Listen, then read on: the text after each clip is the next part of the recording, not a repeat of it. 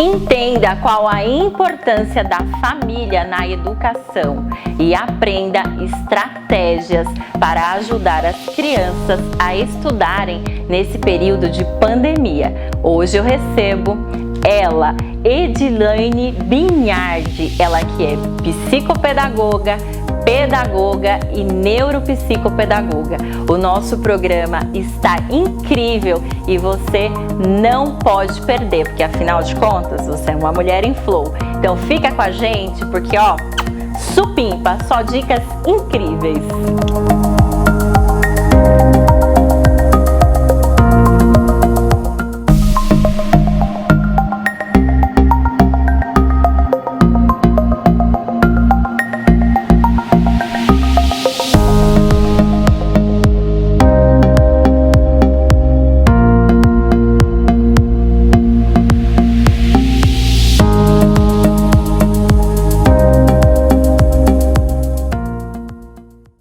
Edilaine, seja muito bem-vinda ao nosso programa. Obrigada, Rosângela, prazer estar aqui com vocês. O prazer é todo nosso. Hoje nós vamos falar de um assunto, gente, que é muito, mas muito importante, principalmente nesse momento que nós estamos vivendo, né? Para começar o nosso bate-papo, explica um pouquinho pra gente qual o papel da família na educação dos filhos. Eu acho que o principal papel que a gente tem que pensar é o de estimulação e da formação. Certo. Né? Hoje em dia a gente vê que as famílias perderam um pouco o foco da função delas. Elas terceirizaram, passaram para a escola, para babá, para outras pessoas e acabam não dando conta daquilo que elas deveriam fazer. E com a fase da pandemia, elas tomaram realidade disso. Né? Eu imagino, sim. O choque foi grande quando elas tiveram que ficar todas presas dentro de casa e descobrir, na verdade, algumas ainda descobriram o filho que elas têm. Sim. Né? E é uma questão que elas vêm trazendo bastante pra gente, né, nesse momento. Eu imagino. Até porque hoje muitas mulheres, a maioria, eu diria, né, trabalha fora de casa. Então acaba que não consegue acompanhar de perto ali as atividades da criança, o dia a dia mesmo, né?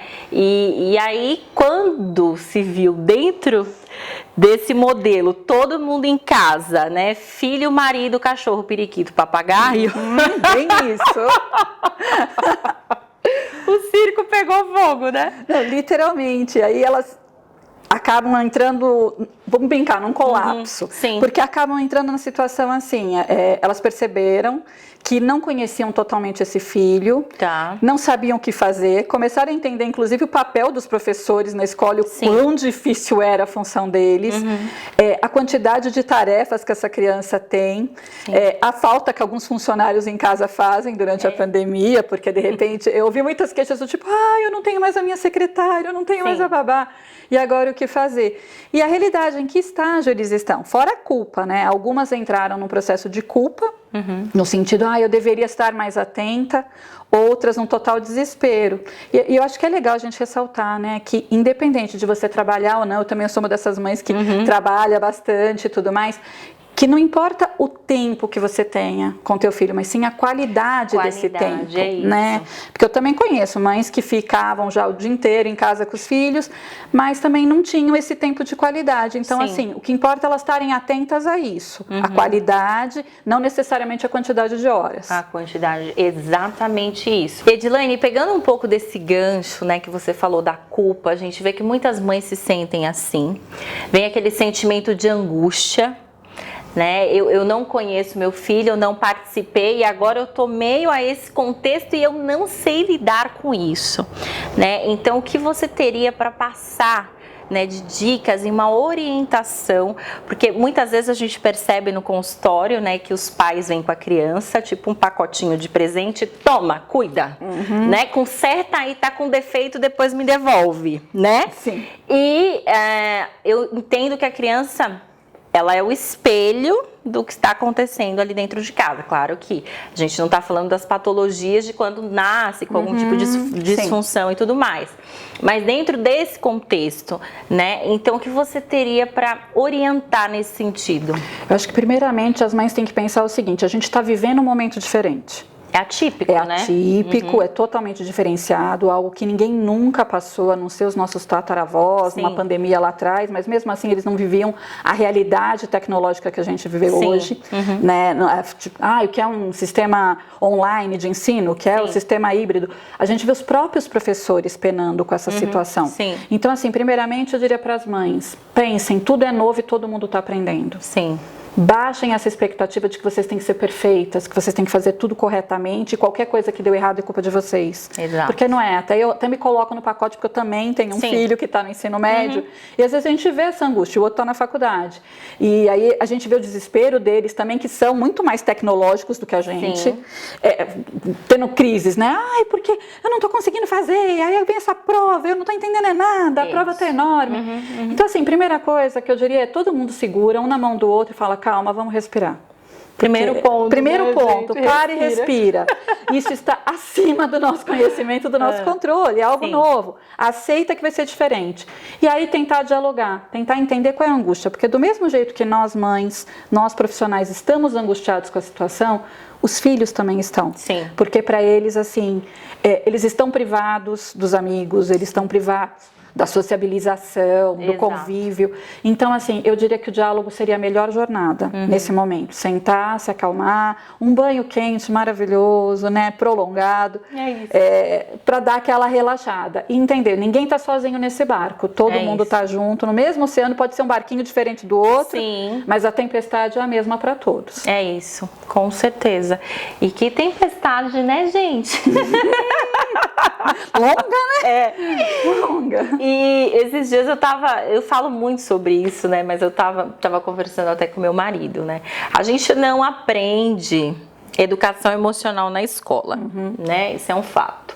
Hoje as escolas estão, né, aderindo. A do meu filho tem 2 anos que começou com esse modelo e tudo mais. Só que a gente literalmente não sabe lidar com as nossas emoções. Mas eu penso que nesse momento que nós estamos vivendo, nós estamos sendo convidados a aprender literalmente a lidar com as nossas emoções. Essa educação emocional, ela está se tornando muito obrigatória, assim, tem que fazer, né? Sim, eu costumo até brincar com o pessoal, acho que o Papai do Céu colocou todo mundo no cantinho do pensamento. Ele falou, olha, vocês não pararam quando era para parar, vocês não entenderam qual era o recado, agora está todo mundo aí de castigo para poder pensar um pouco sobre o assunto. E entender, né, a partir do momento que a gente sabe que a gente não tem condições de resolver esse problema, não está na nossa mão, depende de tantas outras pessoas, saber o que melhor você pode fazer com ele, né? Então eu diria que aproveitar esse momento em família, essa redescoberta, para ver como que a gente vai sair melhor dessa situação, né? De que jeito essa família... Também eu falo assim, é um desafio tudo que a gente está passando, mas também é uma oportunidade.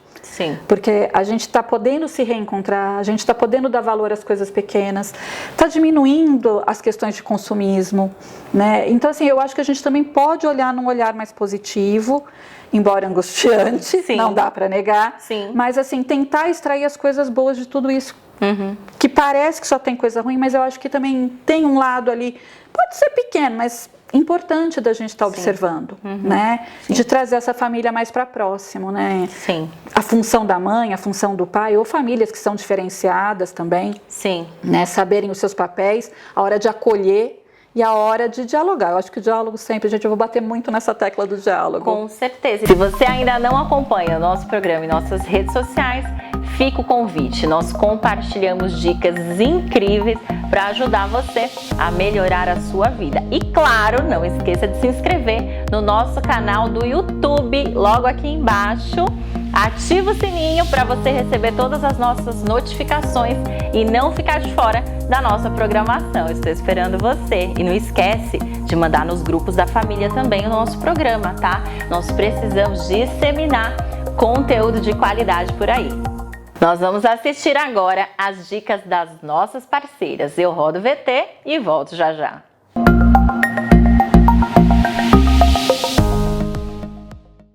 Olá, eu sou Cristina Cabral, faço quadro semanal no programa Mulheres em Flow, falando sobre direito de família e sucessões ou direito das mulheres. Essa semana eu vou falar um pouquinho sobre uma alteração legislativa que vai implicar tanto no direito de família quanto no direito das mulheres. A gente vai falar um pouquinho sobre alienação parental. Alienação parental é todo ato que um pai ou uma mãe, genitor ou genitora, façam que prejudiquem a imagem do outro genitor com relação àquele. Impeçam contato com a família, falem mal, façam conversas e que prejudiquem essa imagem e que prejudiquem a relação entre pais e filhos. Bom, mas o que está tramitando seria um projeto que vai colocar de sobrestar o processo enquanto algum dos genitores é acusado de abuso contra a criança, ou abuso sexual, ou espancamento, né, um abuso físico, que isso é muito comum, infelizmente, as crianças serem abusadas pelos genitores dentro do convívio familiar. Infelizmente, isso é uma coisa comum. Então é importante falar até para as pessoas que estão nos vendo aqui, nos ouvindo, de entender que isso acontece. Então você tem que ficar muito realmente esperto, né? Perceber isso, essas modificações que o seu filho apresenta quando ele vai para a casa do pai ou da mãe. Às vezes tem um irmão mais velho, às vezes tem também um padrasto, uma madrasta ali, que podem fazer esse abuso físico, psicológico e sexual contra o filho, né, contra a criança. E essa modificação diz que o processo vai ser sobrestado se tiver qualquer processo criminal de abuso contra algum desses filhos. Tem aí uma discussão grande, porque eles entendem que às vezes as pessoas denunciam e não existiu aquele abuso, às vezes é realmente alienação parental mesmo, que o pai está não querendo que a mãe tenha mais contato, ou a mãe que não quer que o pai tenha mais contato, porque às vezes tem uma mágoa, tem algum problema com relação a patrimônio, numa separação, com relação à pensão, que isso não tem nada a ver. O fato de você ter um problema com o pai da criança não tem nada a ver do direito de visita, e nem os alimentos também não tem nada a ver com o direito de visita, mas às vezes as pessoas, naquela confusão toda familiar, ela acaba confundindo e misturando o filho dentro dessa problemática. Então muita gente às vezes acusa e não existe aquele abuso, nunca existiu. Então tem que tomar muito cuidado, vai ter uma alteração, o que tem que ser levado em conta sempre é o interesse do menor, que esse processo tramite da melhor forma possível, que tenha um parecer psicológico, que tenha uma audiência de conciliação para se conversarem com os pais, né, para que essa guarda seja restabelecida, essa visita seja restabelecida, esse convívio seja restabelecido, porque é muito importante a convivência entre pais e filhos. Bom, semana que vem eu falo um pouquinho mais sobre isso, explico um pouquinho melhor sobre essas alterações e como isso pode impactar nos processos. E isso impacta também no direito das mulheres, né? Porque quando a gente fala de abuso, a gente fala de filho, a gente fala também das mulheres já tão oprimidas. Bom, até semana que vem. Quem puder, fique em casa.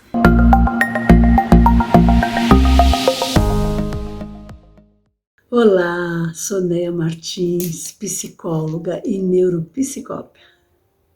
Estou aqui com vocês hoje para falar o quanto a psicoterapia é importante. Ela é uma grande aliada para aqueles que buscam a saúde emocional e a saúde mental, oferecendo um grande auxílio naqueles momentos mais difíceis e mais aflitivos que temos na nossa vida. Sua técnica vem da psicologia, permitindo um bom entendimento frente àquelas questões difíceis que nós temos na vida.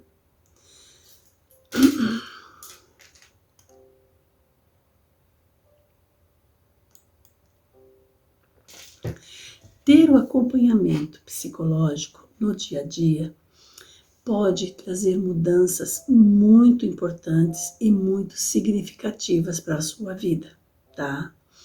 A psicoterapia, ela é um tratamento muito, muito importante. Por quê? Porque o paciente e o psicólogo, eles trabalham juntos, caminham lado a lado ali naquela questão que o paciente tem. E para resolver essas questões, é muito importante estarem alinhados. Uma das principais ferramentas que a psicoterapia tem e utiliza é a fala. Por quê?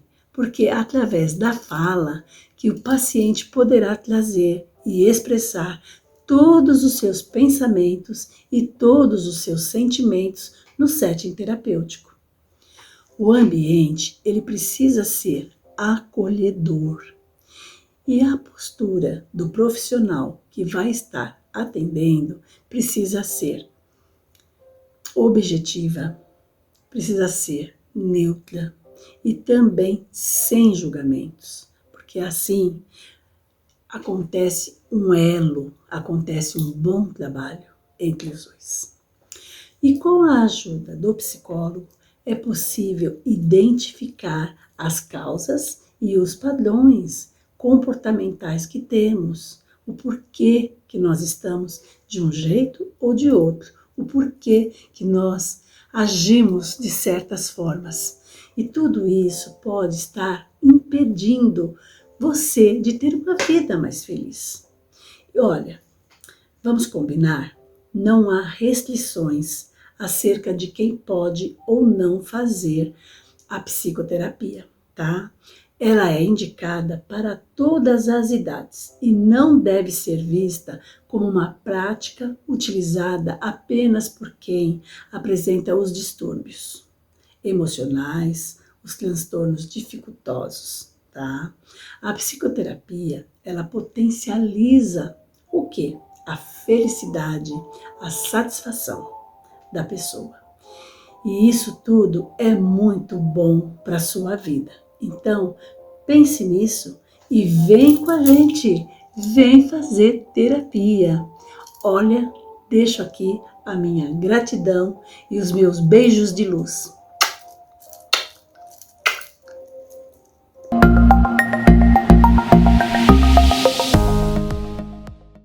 Eu acho que o papel sempre de orquestrar a casa, os filhos, sempre foi da mulher, né? Sempre ficou nas nossas costas. Mas eu acho que é válido, né, a gente refletir que isso precisa ser dividido. Por exemplo, lá em casa eu não cozinho, ponto. Não sei fritar ovo, é isso, Brasil. Mas são processos que a gente vai se adaptando, né? Por exemplo, meu marido ama cozinhar, eu já não gosto. Então, por que ele não pode? Né? Eu acho que dentro da educação com as crianças é a mesma coisa. A gente tem que desconstruir esses muros, né? Aquela ideia de que, não, a mãe, eu preciso ficar... Não, é mãe e pai. O negócio precisa ser colocado na mesa com diálogo. Exato. E entender, né, que dentro dessa construção atual, de vários tipos de família, vários formatos, outros papéis vão sendo assumidos de fato. E entender a potencialidade de cada um, você privar um de, não, você não pode porque esse papel não lhe cabe. É muito primitivo, né? Muito arcaico. Muito. A gente tem que repensar. Eu tenho um filho que gosta bastante de cozinhar, o outro não gosta e não tem talento para. E ele fala, pelo amor de Deus, ou eu passo fome, algum de vocês aí cozinha, porque senão eu vou ser obrigada a gastar todo o dinheiro fazendo pedidos delivery, né? E a gente fala, não, pode deixar, a gente cozinha. Pra você. Por favor, a gente faz isso. Ele, mas eu lavo a louça. Eu falei, ótimo. Né? Isso. E assim, valorizar esse tipo de coisa. Eu acho que é legal também começar a introduzir a criança nessas funções. Sim. Entender que, na verdade, não é papel de um, papel do outro, mas é você ser membro de alguma coisa, da família, no caso, né? Então, eu, como família, posso contribuir de que maneira, de que forma? Tirar esses rótulos, isso é para as meninas, isso é para os meninos, e seguir, né? Eu acho que isso é bem interessante. Show de bola. Uma coisa que você falou agora há pouco também que eu acho válido a gente falar um pouquinho, nós estamos, né, num mundo totalmente tecnológico, né, e ao mesmo tempo que a gente percebe que ajuda, né, a gente vê a dificuldade das crianças agora, e eu acho que a gente pode até pontuar os adultos dentro disso, porque tem muito adulto estudando aí online, mas o quanto isso acaba potencializando a baixa produtividade, né? Porque eu acho que as crianças que são mais ali elétricas, elas adoram, claro, o celular. Eu vejo pelo meu filho, né? Se você der o celular, vai ficar o dia inteiro, literalmente. Mas quando você fala de estudar e esse processo de concentração, aparentemente as crianças não estão muito felizes com essa mudança, né? Não estão, e é muito interessante. Por exemplo, eu tenho um filho, que é o mais novo de 16 anos, que ele está até fazendo curso profissionalizante para games, para produção de games. E aí era uma área que ele amava, mas assim, pensa numa pessoa que ama aquele negócio. Cara apaixonado por aquilo. Até ele já está com a aversão. Ele fala, cara, eu não aguento mais, eu fico 6 horas de aula, porque a aula regular dele no computador, depois eu tenho o curso que fica mais tantas horas, mais 3 horas, mais as tarefas, eu passo o dia olhando para o computador. Tanto que ele falou, acho que no vestibular eu vou fazer economia. É isso. Assim, tá uma mudança que é. E a questão da concentração, porque assim, até tem um estudo de um médico mineiro, que ainda ele não publicou, mas ele está desenvolvendo, que é a questão do uso de tela. Né? O excesso de uso de tela que pode, inclusive, desenvolver características de autismo numa criança. Sabe, assim, teve um caso aí de um paciente dele, e aí ele relatou para um pequeno grupo do qual a gente teve acesso, e ele falou, vou fazer uma pesquisa mais aprofundada, mas foi só tirar, depois de um tempo, a tela, que era só televisão, um tablet, não era nenhuma pandemia ainda, e as características foram desaparecendo. Né? É muito interessante, a gente está esperando muito que ele conclua isso tudo para a gente poder estar falando mais com os pais sobre isso. Porque, querendo ou não, é um excesso de estimulação neural. Né? A tela foi feita justamente para te hipnotizar, ela não tem outro objetivo ali. Exatamente. E é o que eu falo para o pessoal, às vezes os pais falam, ai, mas ele fica 6 horas de aula. Eu falo, tá bom, e quantas no videogame? E eu não sou uma pessoa contra videogame, pelo contrário, até acho que ele pode ser bem produtivo para algumas coisas. Tem a gamificação vindo aí para a educação, que é muito legal. E aí, às vezes, o pai, não, mas a hora do videogame é bom, porque é onde ele sociabiliza. Eu falei, mas ele tá jogando online com outras pessoas? Não, porque eu tenho medo. Eu falei, então onde que tá a sociabilização? Não tem, no caso. Então assim, a gente tem que estar atento também a esses valores que a gente vai colocando. Né? Sim, o excesso pode ser prejudicial, tem vários estudos que indicam isso, pode perder aí concentração, memória, entre outras coisas. E também tem a questão da realidade que a gente está vivendo. Então, administrar esse tempo é extremamente importante. Sim. Recentemente eu fiz um artigo que foi publicado, assim, Brasil afora, eu fiquei até surpresa, que eu falo justamente desse vício, né, nas mídias sociais de um modo geral. Que nesse momento nós estamos, obviamente, mais expostos, além da gente estar numa situação, né, como você falou, uma sociedade totalmente tecnológica, mas foi o meio que nós encontramos para sociabilizar ali com as pessoas, a família, às vezes você não pode estar perto, então você acaba usando ali as mídias sociais, mas precisa muito desse cuidado e desse filtro, né? Eu entender até que ponto é a minha vida real e aquela vida ali imaginária nas telas, até porque o que a gente vê da vida do outro é sempre que tá tudo muito bem. Sim, tudo então, é bonito. São famílias felizes, então a família ali funciona, a criança estuda, a pessoa trabalha, o casamento é perfeito, né, gente? Não tem nenhum problema. Mas eu acho válido a gente falar que toda família passa por seus desafios, sem exceção. Né? Até aquela frase antiga, né? Que a turma falava, a roupa suja se lava em casa. Então ninguém vai publicar as tragédias da sua família. Não vai. Não vai. A turma vai publicar só as coisas boas, porque é mais interessante a gente parecer que a gente está vivendo numa propaganda de margarina. Aquele comercialzinho de margarina, todo mundo sorri, o dia está ensolarado, tudo é bonito. Mas a vida real a gente sabe que não funciona daquele jeito. Não funciona daquele jeito. Né? Agora você me fez lembrar de anos atrás, quando eu comecei minha carreira, eu lembro que eu atendi uma clínica multidisciplinar, aí chegou uma paciente, ela falou assim pra mim, doutor, o meu sonho é que a minha família seja igual aquela do comercial Doriana. Ai, meu Deus, como eu quero, mas aí eu não consigo, não é assim. Eu falei, então, amor, notícia. Primeira mão pra você. Então, não vai rolar. E é muito louco, né? Como as pessoas se espelham nessas coisas, né? Nessas imagens ideológicas que são criadas, muito fantasiosas, né? E isso traz um transtorno para dentro de casa absurdo. Se a gente imaginar o grau de frustração dessa pessoa por ela não conseguir atingir aquilo que ela visualiza, vislumbra nesses comerciais, revistas, né? Sim. É alucinador quando você parar para pensar, né? Muito. Se você ainda não acompanha o nosso programa e nossas redes sociais, fica o convite. Nós compartilhamos dicas incríveis para ajudar você a melhorar a sua vida. E claro, não esqueça de se inscrever no nosso canal do YouTube, logo aqui embaixo. Ativa o sininho para você receber todas as nossas notificações e não ficar de fora da nossa programação. Estou esperando você. E não esquece de mandar nos grupos da família também o nosso programa, tá? Nós precisamos disseminar conteúdo de qualidade por aí. Nós vamos assistir agora as dicas das nossas parceiras. Eu rodo o VT e volto já já.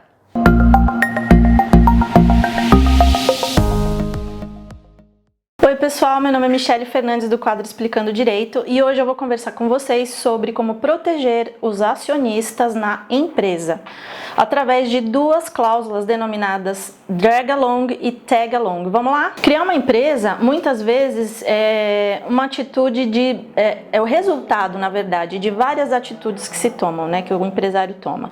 Assim, inicialmente através do MVP. O que é o MVP? É o produto mínimo viável, a criação que aquele empreendedor cria, tanto o produto quanto um serviço inovador, né? E ele, através desse MVP, ele faz uma análise pedindo feedbacks semanais. Por exemplo, durante 3 semanas você vai viabilizar para ver se o seu produto ele é viável no mercado. Então ele lança esse produto numa semana, vai pedir feedbacks das pessoas que adquiriram, né, que receberam esse produto, e vai fazendo melhorias. Ao longo da 3ª semana ele vai administrar para ver se realmente é viável essa circunstância, né? Esse produto que ele criou ou esse serviço inovador. Com essa metodologia, uma coisa importante, você consegue saber em que nicho esse produto ou serviço ele vai caber. Se dentro de por exemplo, uma plataforma, digamos como essas plataformas de streaming que tem hoje, ou por exemplo um e-commerce, de você conseguir viabilizar esse produto num e-commerce. O e-commerce nada mais é hoje do que você ter um produto, você não necessariamente precisa ter um site próprio, e você viabilizar e comercializar esse produto através de outros fornecedores que vão te trazer esse serviço do e-commerce. Então, onde todo mundo ganha, não só você que produziu, como também aquela pessoa que está comercializando e aquela pessoa que está mostrando para os consumidores de uma forma genérica a questão toda. O sócio majoritário, dentro desse produto que já está sendo comercializado e tudo mais, ele tem a possibilidade de vender as cotas, porque elas ficaram passíveis de ofertas no mercado, né? E outras empresas, de repente concorrentes, de repente investidores anjos que queiram assistir, que queiram entrar no negócio. Então, assim, o sócio majoritário resolve vender a cota dele, ele tem toda a liberdade para fazer isso. Só que nesta cláusula, e isso precisa constar no seu contrato social, é muito importante, nesta cláusula, esse sócio majoritário, ele tem que, ao vender as cotas dele, dar a possibilidade para os sócios minoritários poderem ter as mesmas condições de venda que ele teve. Isso acontece muito nas SAs, mas as limitadas e outros tipos societários também são plenamente possíveis, tá? Bom, gente, esse foi meu recado de hoje, espero que vocês tenham gostado e vamos para a próxima. Obrigada pela audiência. Tchau, tchau!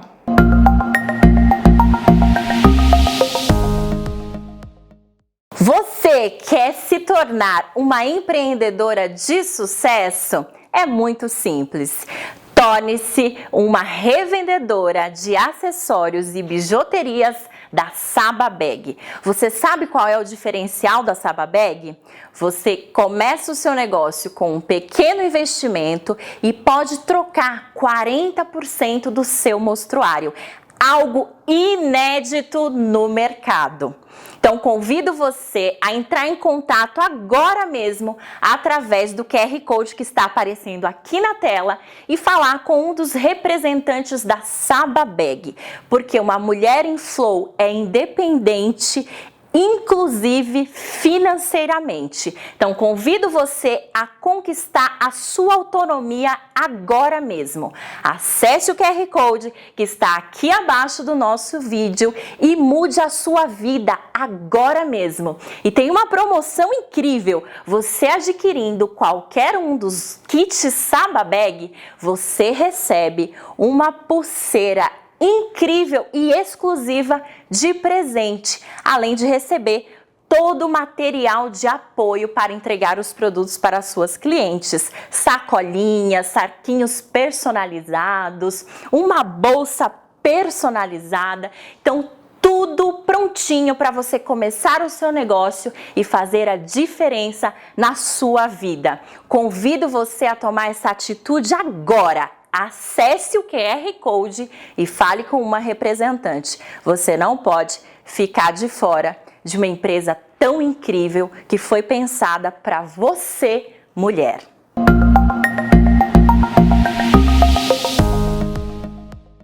E como que a gente pode ajudar as crianças, né, nesse período, para que eles consigam melhorar a concentração e eu acho que estudar um pouco melhor, porque eu acho que está tudo tão tumultuado. Acho que ano passado ainda foi pior, né? Agora foi pior. Já está entrando num ritmo, mas a gente percebe, por exemplo, que a escola pública ainda está aí, né? Capengando bastante, as particulares já voltaram, né? Fazendo ali os rodízios das crianças e tudo mais. Mas ainda é um momento que eu acho que eles não processaram essa informação, né? E tem muita oscilação, né? Nós estamos voltando, passa 3 semanas, não, volta, recua tudo, volta todo mundo para dentro de casa de novo. Então, isso traz uma instabilidade muito grande. Minha dica, assim, para os pais, para a família toda, seria voltar a hábitos antigos, como jogos de tabuleiro, jogar baralho, jogar xadrez, o jogo que você tiver em casa, isso vai estimular as questões neurológicas da criança, concentração, atenção, raciocínio lógico, sem contar a sociabilização com a própria família. Lidar com frustração, né? Porque o jogo ele te traz isso, né? As expectativas, entender, ceder a vez, a empatia, quando o outro perde, o outro ganha. Então, assim, eu acho que esse seria um bom caminho e até relativamente barato para poder fazer esse processo. A turma fala, mas aquela família que não tem a menor condição e não tem nenhum jogo em casa. Gente, pega 2 varetinhas, vai pular vareta, vai pegar um lençol e finge que é uma corda e vai pular, enfim, usar essa criatividade. Né? Eu acho que isso, não sei se você é dessa época, mas eu era da época, por exemplo, que a gente brincava de barraquinha, acampamento embaixo da mesa da cozinha. Né? A gente pegava, construía, e vinha o mundo imaginário, absurdo ali que você criava, altas histórias. Então, eu acho que ir por esse caminho é uma boa sacada nesse momento. Sensacional, gente. Dicas incríveis, vocês já anotaram aí. Dilaine, me conta que tem livro chegando também aí. Tem livro chegando. Com essa temática, já conta pra gente aqui em primeira mão, que a gente já quer saber. Aí tá chegando, Família Cria, Escola Transforma. Foi um livro assim que ele é desejado e sonhado desde a época que eu fiz magistério. Gente, eu fiz esse curso que nem existe mais aqui em São Paulo, mas eu fiz. Porque eu sempre fiquei na área de educação, estou há 34 anos na área de educação, vaguei por todos os campos, desde a educação infantil até os cursos de especialização, enfim. E eu tinha essa vontade de fazer um livro, criar um livro que ele não fosse político, ideológico, não, mas que ele fosse ao encontro da gente reorganizar as rotas de ensino, porque eu acho que a gente perdeu. Né? Em algum momento a escola virou alguma outra coisa, que não está mais focada nos conteúdos, que não está mais focada em sociabilizar, integrar e preparar esse indivíduo para o mundo.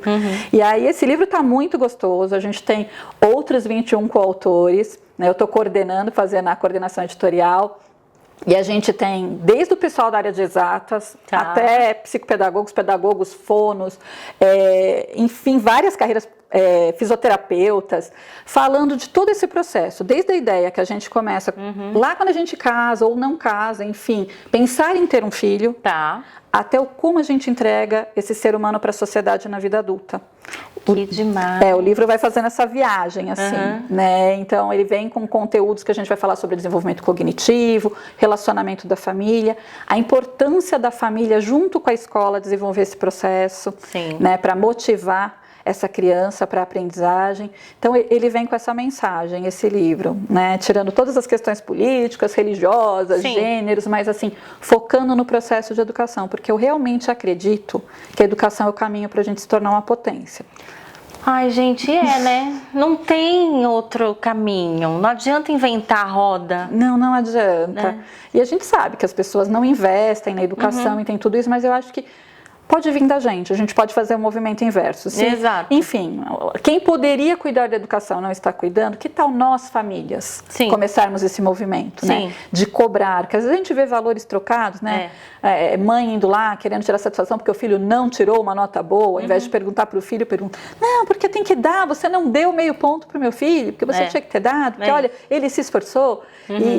Eu acho que a gente tem que recuperar esses valores, entender. Então o livro vem com dicas para a família, para professores, para os profissionais clínicos, com um pessoal assim bem bacana. A gente está trazendo essa realidade, trazendo algumas vivências que a gente tem tanto em escola quanto no consultório. Sim. E também a maior parte dos coautores, todos têm filhos e tudo mais. Então a gente está trazendo todo esse peso de vivências e conhecimentos para o livro. Gente, muito bom, um livro necessário, né? E eu acho que esse movimento, eu sou suspeita, né? Porque eu também adoro coordenar livro, escrever livro, misericórdia. E eu acho que é uma forma da gente incentivar essa leitura, porque você vê aí nos últimos anos o quanto de livrarias fecharam nesse país. Que para mim é um absurdo, porque significa que as pessoas estão lendo menos, será? Será que elas estão acessando mais plataformas digitais? Aparentemente não. Eu não sei você, mas eu adoro o cheiro de livro mesmo. Eu também, eu gosto do objeto. Marca texto. Exato, risca, marca, grifa. Eu também curto. Então, assim, um dos meus desejos, assim, é que a gente não perda isso, sabe? Que a gente passe isso para os nossos filhos, porque eu mesmo faço questão de comprar livros pro meu, de incentivar essa leitura. E é muito bonitinho. Todo dia antes de dormir, ele vai lá ler o livro. Eu acho isso sensacional, né? É fenomenal. E assim, e entender que às vezes a gente pode estimular a leitura, no caso das crianças, com coisa simples. Porque tem pais que acham que já tem que dar um Machado de Assis para criança, né? Eu falo, calma, vai devagar. Né? Começa com algo mais simples, para ele criar o hábito de ler, para ele gostar de ler, ter esse vínculo. Depois você introduz o Machado de Assis, que eu lembro que eu tive uma discussão com uma professora de português uma vez, porque uma aluna, enfim, da escola estava lendo Crepúsculo. A menina tinha 11 anos de idade, estava na moda do filme, aquela coisa. Até concordo que para 11 anos de idade talvez não fosse a melhor fase para ela ler Crepúsculo, mas ela estava tão feliz lendo aquele livro, e ela carregava o livro para todos os lados, e aí a professora chegou e falou, professora, eu estou lendo, né? E assim, do meu lado aconteceu a cena, eu tinha ido buscar meu filho, eu não tinha nada a ver com a escola ali, a não ser mãe de outro aluno. Aí ela, e você acha que eu tenho que achar isso incrível? É horrível esse livro que você está lendo, não tem conteúdo nenhum. A menina olhou e falou assim, então, mas que bom que você está lendo. Ela olhou assim, sério? Eu falei, lógico, melhor ler do que não ler e tal. Aí a professora olhou me criticando, e a menina saiu felizinha de novo. A professora, é um absurdo incentivar essa cultura inútil. Eu falei, não, é um absurdo a gente não incentivar a leitura. Depois que ela criar o hábito e gostar de ler, aí você direciona, apresenta outras coisas. Eu falei, você acha que gritando desse jeito com ela, falando dessa forma, ela vai querer ler outra coisa e te mostrar depois que ela está lendo? Porque vamos combinar, uma criança de 11 anos não vai conseguir ler Machado de Assis como você desejaria, né? Exatamente. Ela, mas é muito mais útil. Eu falei, não vou nem discutir a utilidade, só vou discutir a realidade. A realidade. Nós que somos adultos, vamos ler Machado de Assis, a gente já se perde. Imagina uma criança de 11 anos. Né? Aí ela ficou meio assim, mas aí depois eu soube que a menina continuou lendo, felizinha, porque ela entendeu que tinha opostos, né? Tem as pessoas que vão criticar, mas também tem aquelas que vão valorizar o que ela estava fazendo. Ainda bem que ela se apegou pelo positivo. Pelo positivo, né? Isso. Que eu acho que é o caminho, né? A gente sempre se apegar por esse positivo. É o que você falou, nós estamos em um momento que é extremamente desafiador, claro que sim, mas quais são as lições, né? O que nós podemos aprender? Quais são os comportamentos que nós precisamos mudar, ressignificar, né? Eu acho que começa por aí. A gente não precisa ser a Poliana dos livros, que embora ela é fofa, eu adoro o livro. Né? De vez em quando falar, eu vou brincar de Poliana porque o dia tá difícil. Mas assim, a gente pode trazer à nossa realidade um pouco mais de esperança. Né? De entender que tudo tem um caminho, que a gente não precisa pegar atalhos achando que a gente vai ter vantagem com isso, porque dificilmente a gente tem. Né? E a gente começar a dar esse Ai, gente, me ajuda que eu vou ter que chamar uma fono. Nossa, enroscou tudo aqui. Trazer, né, essa nova realidade que assim a gente pode buscar fontes inspiradoras para todas as pessoas, né? Outros caminhos, outras formas de pensar e de reformular as coisas que a gente está fazendo para atingir o nosso objetivo. É isso mesmo, gente, que sensacional. Adorei. Ai, que bom. Edilene, eu quero te agradecer imensamente pela sua participação, pela sua rica contribuição. Obrigada. Né? Eu acho que a gente pode até pensar aqui em um quadro, você falando de educação, né? Eu acho que é um tema, assim, fantástico, porque é demanda, eu acredito, de toda a família, né? Desse papel familiar em relação à educação, enfim. E eu acho que a gente pode contribuir de uma maneira muito positiva, né? Então, gratidão mesmo por você disponibilizar aí o seu tempo, e vamos marcar muito mais, né, programas aí para a gente debater sobre esses assuntos. Nossa, eu super agradeço e aceitaria muita gratidão, porque assim, como te falei, amo a área da educação, então falou educação, me chama que eu vou, né? Literalmente. Gratidão. E você que acompanhou o nosso programa, muito obrigado pela sua audiência, porque o meu desejo é que você se torne uma mulher em flor. Até semana que vem. Tchau, tchau. Entenda qual a importância da família na educação e como você... Entenda qual a importância da família. Então nós temos dicas incríveis para você e você. Já? Olá! Peraí. Corta para 18, corta. Já? Não lembro, e a outra eu também não lembro. Peraí que eu já te falo, querida. Oi, pessoal, tudo bom? Já? Não, pessoal não, é uma pessoa que eu estou falando com você, querido. Então vamos lá. Denominadas duas cláusulas. Não, mas não é duas cláusulas. Já? Oi, tudo bom? Hoje eu vou falar um pouquinho... Não, eu não vou falar, calma. Oi, meu nome é Michele Fernandes do quadro Explicando Direito, e hoje eu vou falar um pouquinho com você sobre como proteger a sua empresa. Tá bom.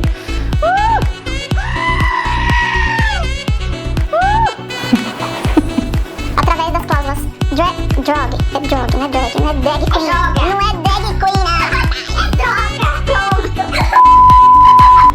É drag, pior que é drag, entendeu? Drag queen along. Já? Oi, pessoal. Não, calma. Oi, pessoal. Agora vamos. Já? Vem comigo. Ficou bom? E até porque eu não sei o que eu ia falar agora. Pedagoga, física pedagoga,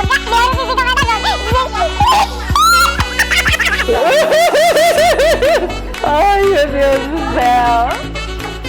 Se você ainda não segue o nosso programa, fica o convite. Você vai descer? Eu não falei do canal do YouTube, né? Vou falar de novo. Volta.